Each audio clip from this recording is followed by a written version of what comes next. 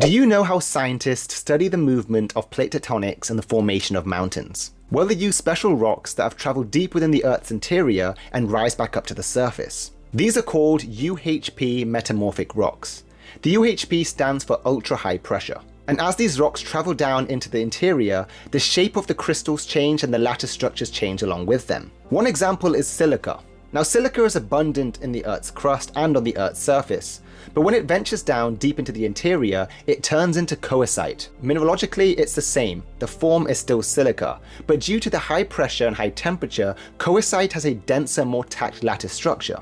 And by studying the coesite as it rises back up to the surface, scientists can get a very detailed history of the travel and the amount of time it spent underground. But the question is, how do these scientists know how fast these rocks have traveled? Well, the answer to that is found in a new paper released by scientists from Germany and France. They analysed a UHP metamorphic rock known as white schist, found from the Alps in Italy. And this rock in particular has lots and lots of coesite embedded in tiny garnet crystals. And garnets are extremely tough and are created deep within the Earth's surface, and only a tremendous amount of pressure drop can cause them to crack. As the coesite was created deep within the interior, it eventually turned to quartz upon decompression. This is when we have the exhumation of these rocks which rise up to the surface. The same way that silica will change its forms as it goes deeper into the interior, the reverse happens when it goes up. Therefore, coesite turning to quartz gives us an indication that that rock was at a deep level and it rose slowly up towards the surface. However, it's the host mineral, which is the garnet with cracks in it, that gives us an interesting story. You see, the scientists have revealed that in order for the garnets to crack, they would have had to decompress extremely quickly.